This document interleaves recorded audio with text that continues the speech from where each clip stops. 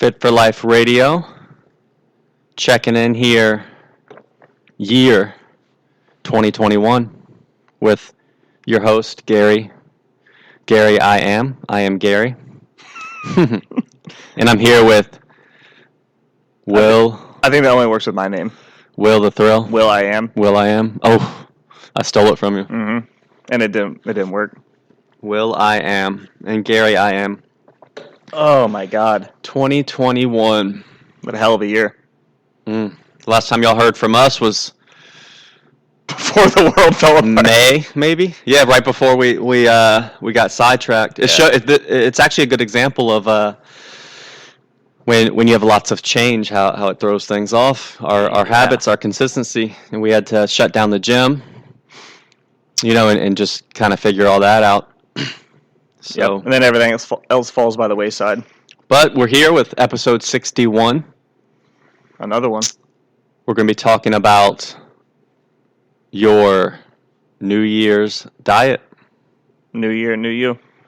Which a lot of people kind of crank it up. You just had your last hurrah glass of champagne and chocolate for New Year's after Christmas and Thanksgiving and the entirety of 2020.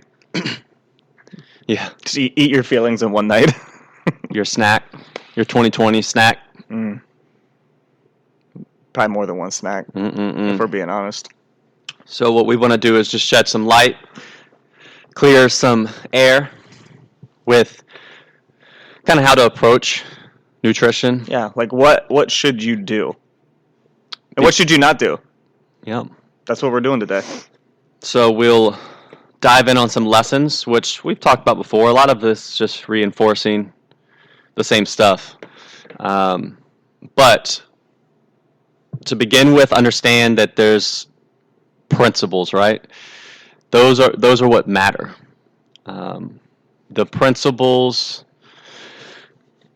for weight loss, healthy nutrition, ultimately, we'll just break it down because this isn't everyone's goal, but it's just something common that makes sense and we can compare stuff to. Is typically they want to lose some weight, right? Yeah. Ideally body fat. Most people, we'll say 90-95% of people, that's what they come here for. So if you have a friend who did keto and lost weight, right, you're drawn to it. If you had a friend who went vegan and lost weight, you're drawn to it. We could go down the list of different diets, right? Or if they did Nutrisystem, macros, calories counting, all that stuff. So realize that every single one of those different diets is just a different method, but they all work because of the underlying principles. So once you understand the principles, then you realize that a method, you can make your own method, right? Yeah. It's and you should, or maybe one of those methods is perfect for you. And when I say perfect for you, it means it helps you achieve your goal and it's sustainable. Yep. That's your biggest, I guess, things to look for. Yeah. Kind of keep this up. If you can't, then there's no reason to do it for 4 weeks and then stop. It's not going to work. What gets you there keeps you there. So. And then it's understanding, look, and we'll just pick on the keto diet because it's popular now. It's simple and easy, but yeah. And when you hear of one person who's like had a success with it and they're like, oh, I love this, it's so easy, it works for me, realize that for every one person like that, there's like 1,000 who it doesn't work for that you're not going to hear from. Yeah, they don't say anything for the most part. Yeah. They just fail and then move on. And, when you're on social media, it's an echo chamber. No one's going to be on Reddit or Instagram or YouTube. No one wants to be on there talking about how it didn't work for them because then typically you just get shamed, right? Yeah, everyone that it didn't work do it for, right. Yeah, you need to keto harder. And then you just feel like a failure, right? And when in actuality, it's, you know what, that cutting out and avoiding all those foods that are required wasn't enjoyable and thus sustainable for you. It doesn't mean anything's wrong with you. It just means you need to find a different method. Yep. And you'll see a lot, with people that are successful, especially with, Instagram and social media, that, when people are successful, they have that huge confirmation bias. They think, okay, well, this worked for me, so everybody needs to do this. And usually people will go through like stages of it, right? Where, you might feel like, I had success. Everyone else needs to try this. This is the way. And then generally over time, I mean, there's some people that just stick with it, never change. You realize, okay, well, this worked for me, but it might not work for everybody else. But there's stages to go through. So, if you see people on wherever, Instagram, Facebook, Reddit, I don't care where you look, that are saying that, just realize that they feel that way because they were successful, and they don't realize that everyone else is, different than they are. And the only reason it worked for them is because it just fit into their lifestyle, their personality, their work schedule, all of the above. And you need to find that for yourself. And it's going to be different than what it is for most people. Yeah. I mean, and if on my Instagram, I post all the time, and I even get that uniqueness of social media. At the end of the day, a lot of it's really just recording what you do, which is going to be that individual person's method, and you can reach a lot of people who are going to be just like you. So for me, I like to eat the same foods and pretty repetitive, low variety. It makes things easier and works for me. But here's the thing. It's just a method. No one has to do that.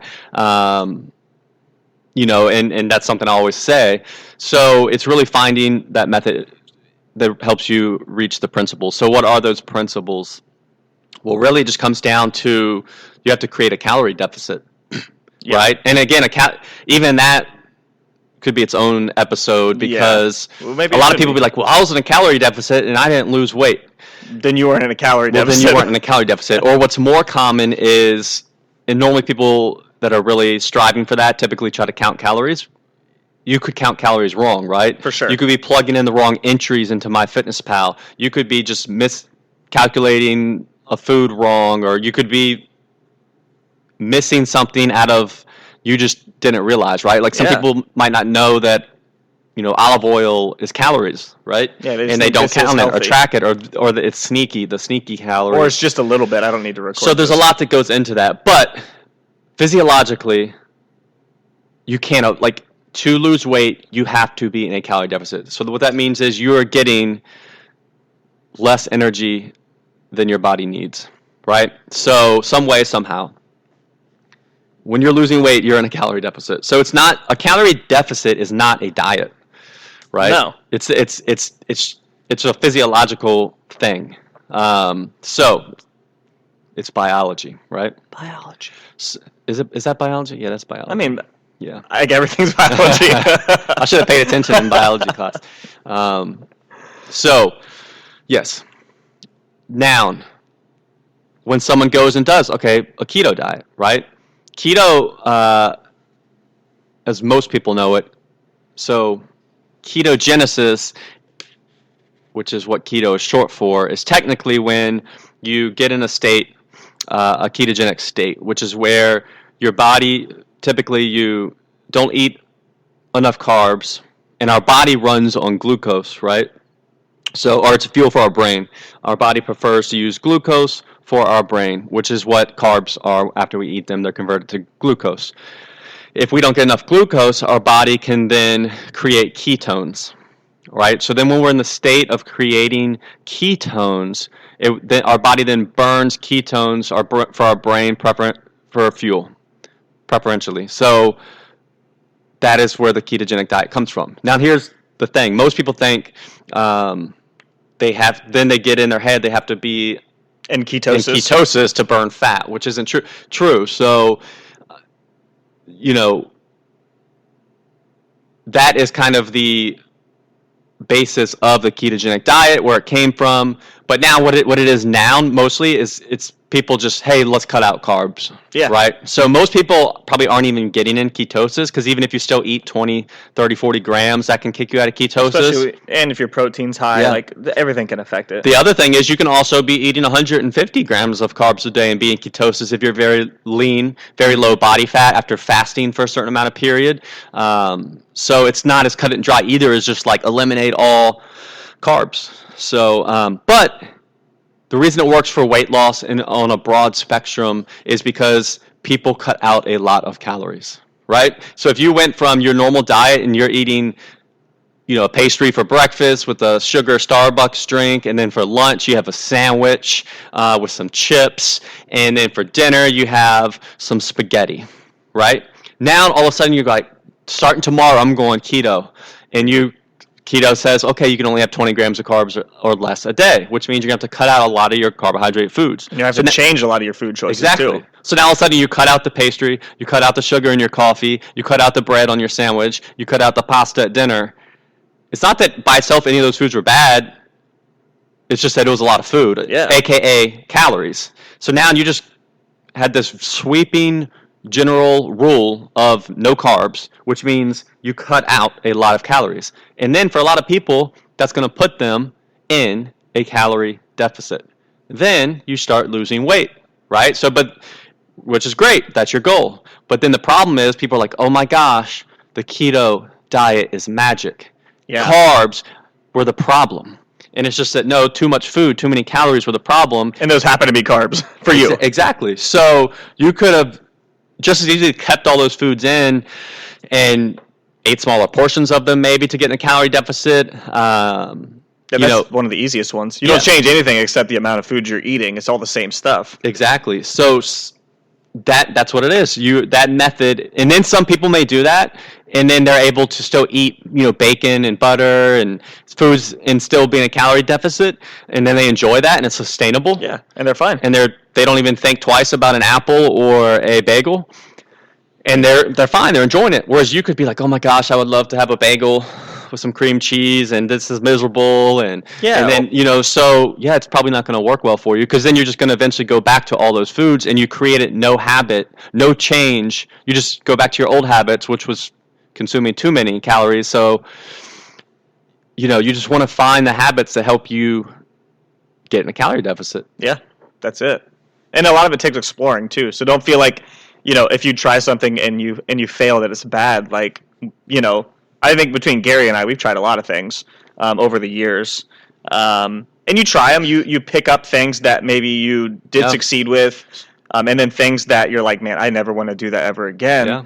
And that's just part of it. Like failing to move forward it's literally life. But I know you have to go through it. Yeah. For me, for example, like people will see how I eat now, and plain similar meals, and actually lower fat, higher protein, higher carb, because higher protein, higher carbohydrate foods have more food volume, meaning there's less calorie density, so you have a bigger plate of food for less calories versus a higher fat diet. So if I like that food volume, because visually and then in your stomach, you feel a little more full. Helps you feel more full. But also, on a different token, when I first started getting into fitness and doing all this stuff, I would actually do I want to avoid eating those typical meals like chicken and rice. Why? I don't want to eat that. So I would get the little healthy cookbooks, and that teach you how to make a, healthy lasagna. Yeah, healthy lasagna. And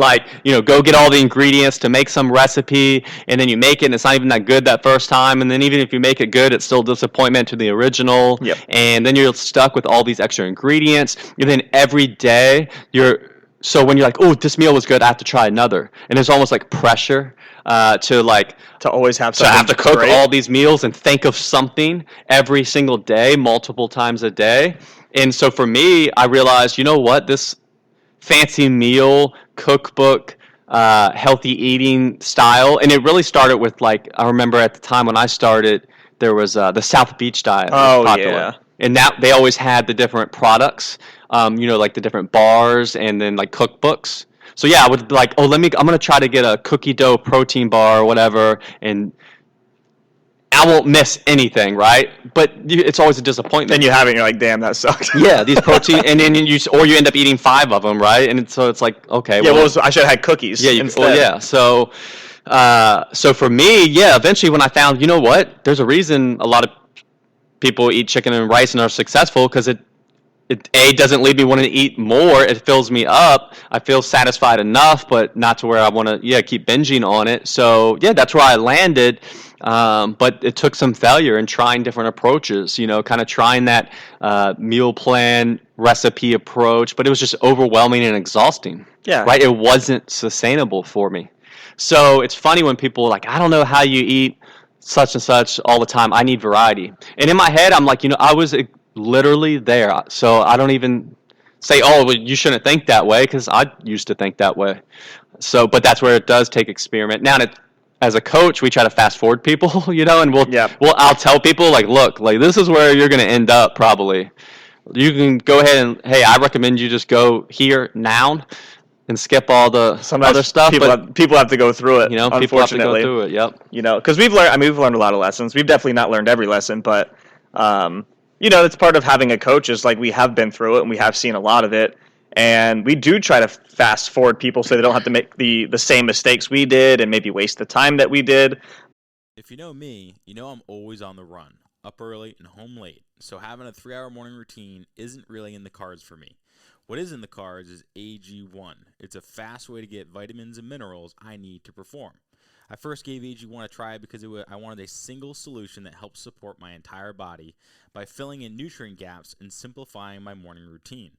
Since drinking AG1 daily, I've always felt strong and energized and ready to attack the day. Not only does AG1 deliver my daily dose of vitamins, minerals, pre- and probiotics, and more, it's a powerful, healthy habit that's also powerfully simple. It's one scoop, mixed in water, once a day, and every day. I know that AG1 is giving my body high-quality nutrition. Every batch of AG1 goes through a rigorous testing process, so you know that it's safe. And AG1 ingredients are sourced for absorption, potency, and nutrition density. AG1 is a supplement that I trust to provide the support my body needs daily, and that's why I'm excited to welcome them as a new partner.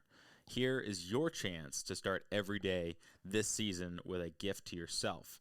Try AG1 and get a free 1-year supply of vitamin D3K2 and 5 free AG1 travel packs with your first purchase exclusively at drinkag1.com/provengrit. That's drinkag1.com/provengrit. Check it out. If you know me, you know I'm always on the run, up early and home late. So having a 3-hour morning routine isn't really in the cards for me. What is in the cards is AG1. It's a fast way to get vitamins and minerals I need to perform.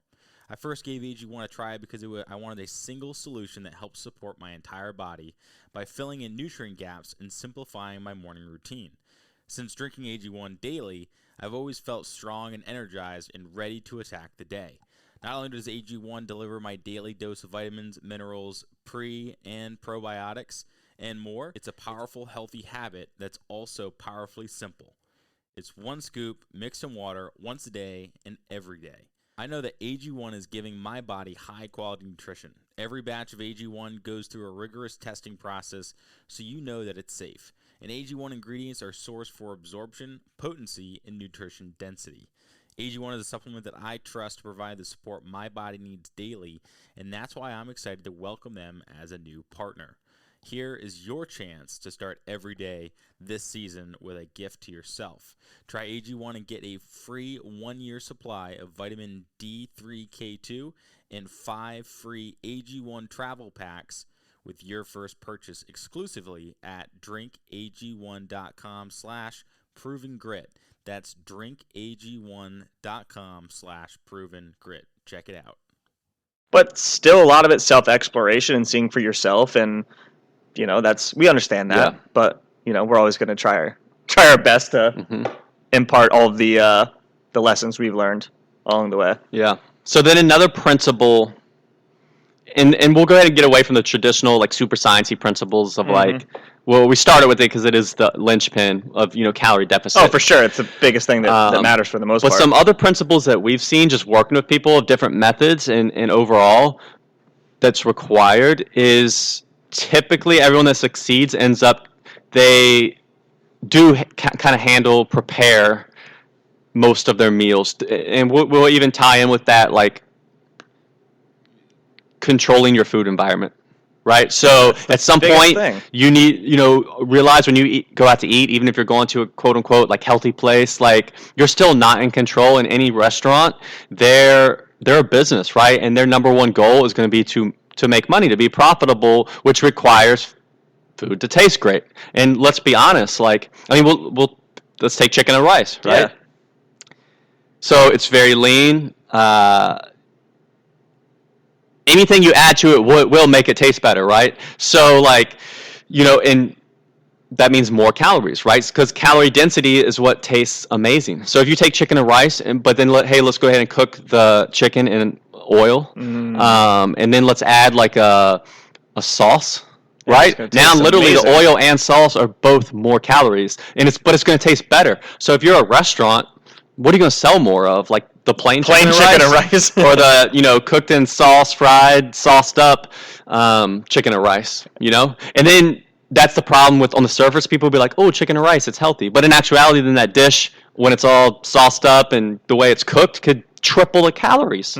Right. So at the end of the day, you can't really rely or depend on eating out. I mean, there's ways around it.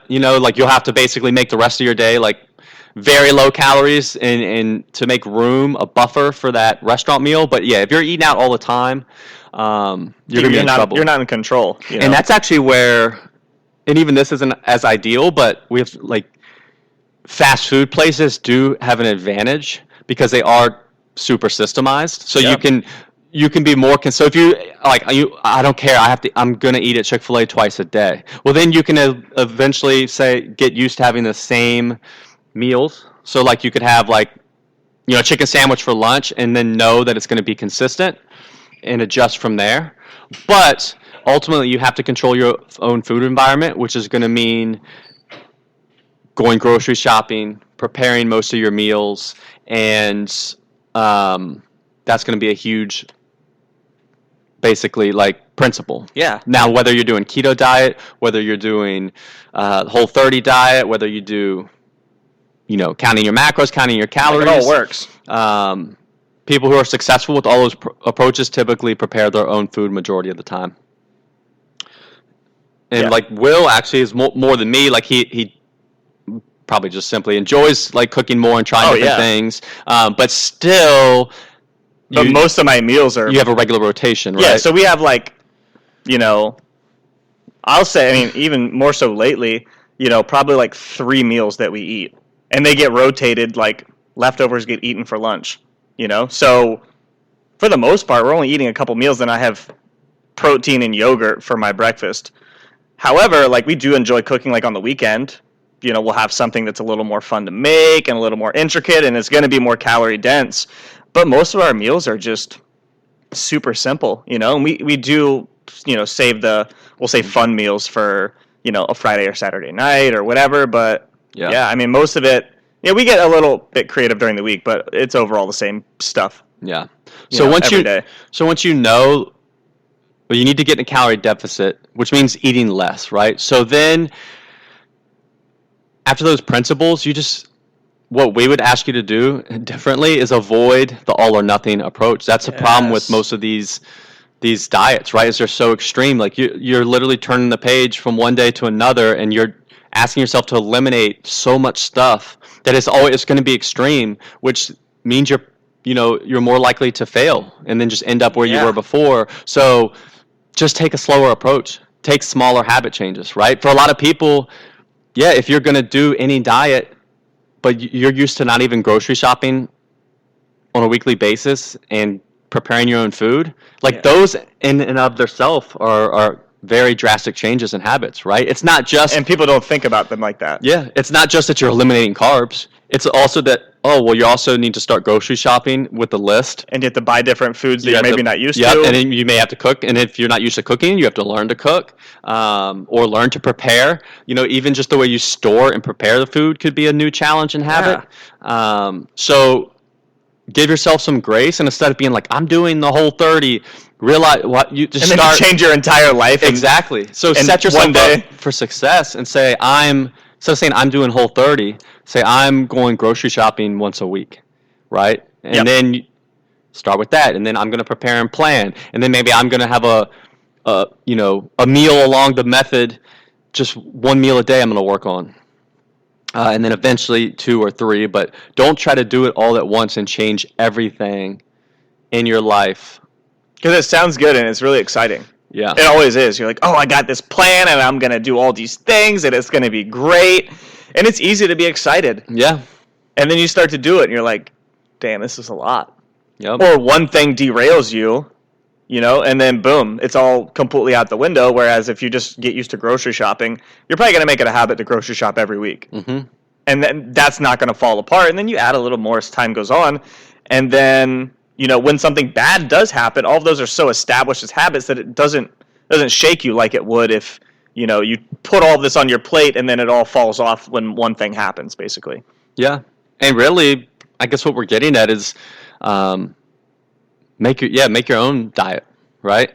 So take pieces of other stuff, but notice, like, you know what? Yeah, I don't want to eliminate all carbs, but look at your day and be honest. Yeah, if you were eating a sugary coffee drink and sandwich for lunch and spaghetti for dinner, well, maybe you could just switch. Maybe you could add some protein to the spaghetti and eat less pasta. So now you're lowering your calories and increasing the satiety, since protein is more satiating, right? Mm-hmm. So now that meal may be more satisfying for less calories. You didn't have to do some extreme diet. You didn't have to change everything. You just shifted the amounts of the food. And just start like that. Because remember, the goal's not to be on some religious diet that is your identity.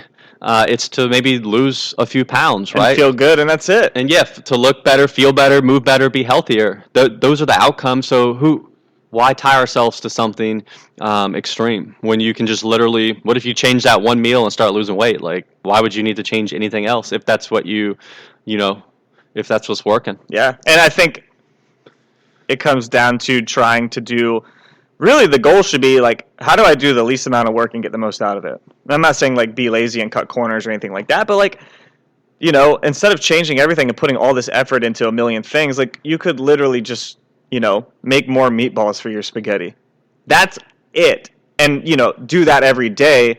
And doesn't seem like a lot, and it's not very exciting, I guess, but it works.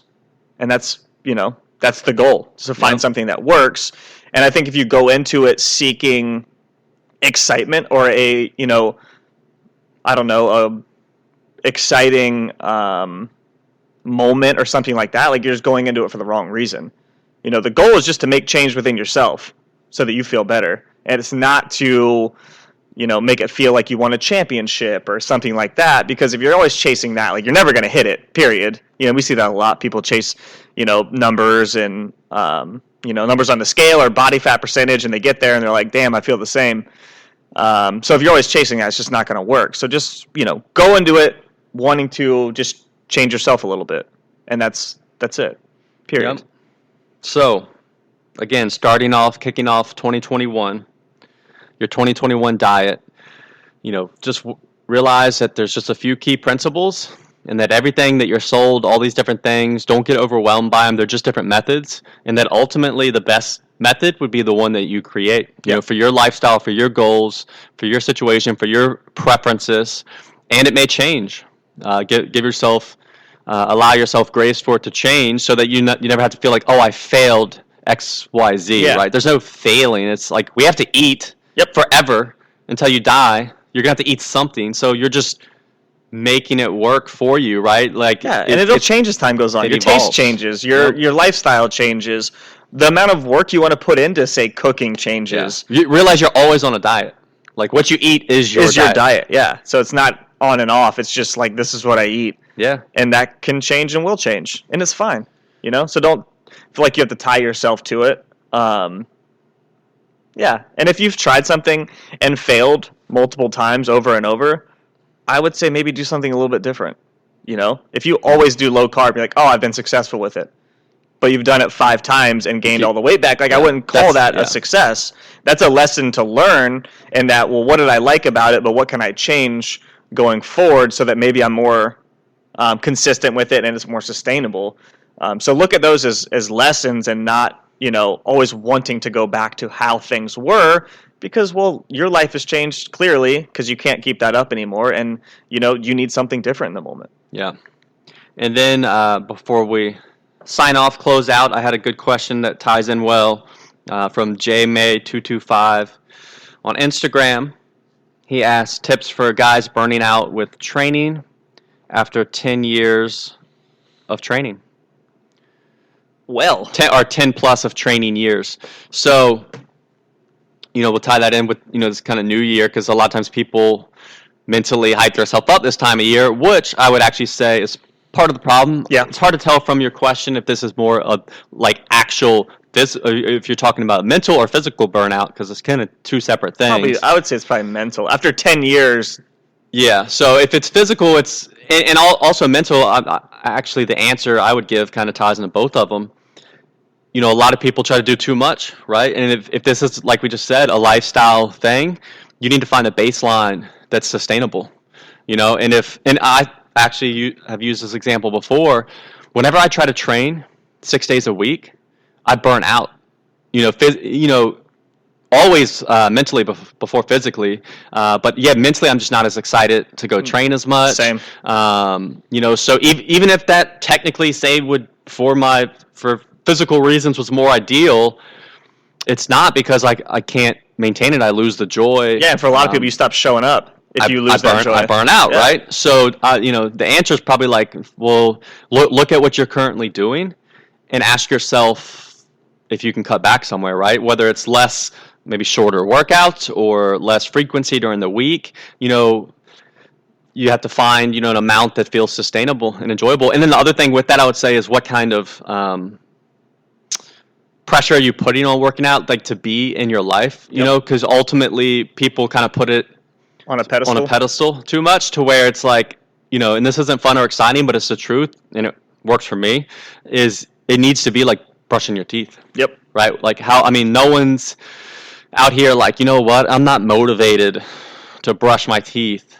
And looking for like, you just do it, right? And obviously it's not the best example because it takes 2 minutes a day. Yeah, but it's still a habit you do every day that's just part of your exactly, life. And we just do it because we should. Mm-hmm. And at the end of the day, like, yeah, unless you have a naturally physical lifestyle and job or something, yeah, you're going to need to replicate movement and physicalness somehow in your life, which is exercise, right? So if you're burning out, just dial it back, and Precision Nutrition does a good job. I love their analogy of the light switch. Like, don't make it a light switch, make it a dial. Yep. Dim it down, up and down.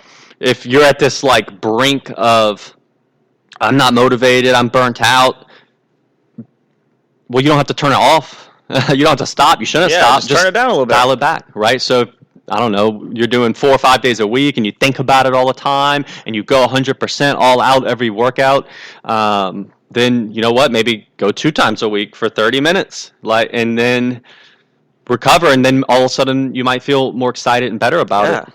And it's okay just to dial it back. It's okay to do less. It's okay. You'll watch Instagram and see the elite of everything. Yeah, they're going to do the most, right? But it's okay just to do a little bit. Yeah. Right? Like, just like cooking. Like, I'm fine with, I'm not going to be a 5-star world-class chef. I just want to be able to do enough to be sufficient, right? To be able to feed myself, right? It's okay to exercise and work out just enough to prevent obesity and prevent, physical... I'm thinking of the word. Degeneration. I want to say degradation. Like, it was my first time talking. That's what my mind was telling me, was degradation, and I was like, "That's not right." Through my eyes, I was looking at Will like, "Save me," and he got it. I got you, baby. He got the word. I think another thing too that you see, especially with how, I guess, number focused a lot of people are, is that people get sucked into more like powerlifting style stuff. People chase the big 3. They want to have a 700-pound deadlift or whatever it may be. And what ends up happening is it's never enough. Like, I hit my goal. I did a 500-pound squat. Well, I mean, that was cool, but like, I'll be happy when I get to 600. And it's just this constant treadmill of always chasing a number that you're never, ever going to be happy with. And it takes a mindset shift, I think, of not expecting to always, be lifting heavier weights over time, period. Like, you're going to hit a point where, something's got to give, and to get to, say, 600, like, that might, cost you an ACL or whatever, and you could simply scale back and be like, I'm going to work on form, and then get back to 600, but with better form. Yeah. So if you can find different things to chase. Exactly. But if you're always just gung-ho towards a number goal, it's generally not going to end very well. And if you feel like you've been doing that for a long time, just shift gears. train a tiny bit different, or at least have a different mindset than you used to. Do everything very well. Make sure everything feels good. Your joints feel good. Are they beat up? Are you, hitting extra reps for the sake of, getting stronger, but paying for it the next day when you can barely walk? So things like that are good to examine. It just takes some awareness, though, and checking in with, what do I do and how do I feel doing it? And if, it's not good, then something in your current routine needs to change a little bit. Yeah. So hopefully that helps. I hope so. With you 10-plus year burnout, folks. 10 plus years. Hey, if you made it this far, you'll be all right. Yeah, I mean, if you make it 10 years, you're doing okay. Just keep going. Just hit your daily movement. Have fun. That's the other thing. It's like you have to enjoy it. If you don't enjoy it, period, then there's no point. So. Yep. Be glad you can move. Yeah. That's all you're doing is celebrating. Celebrate it, baby. What you're capable of. All right. That's episode 61. First one of the year. 2021. We'll be back weekly. What did we say next week was going to be?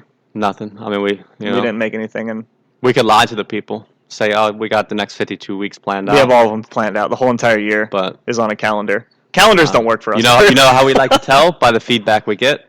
Yeah, holler at us. And working with clients, we'll get a great question or great situation scenario, and it gives us idea. But yeah, always hit us up. Yeah, let us know. It's been a weird year, but we're at the point where that's how things are right now. So we need to be able to adjust. So if you guys are having any trouble, or you have some great solutions, those are also welcome too. Like, you don't have to have a question. You can say, hey, I had great success with this, during quarantine and things being a little bit different or working from home, and like that's helpful for us too to be able to share that kind of thing. So yeah, any feedback, just let it rip. All right, everyone. Holla back. Bye. As always, thanks for listening, guys. If you want to learn more, check us out at coastalfitnessva.com or garydeagle.com. We'll see you next time.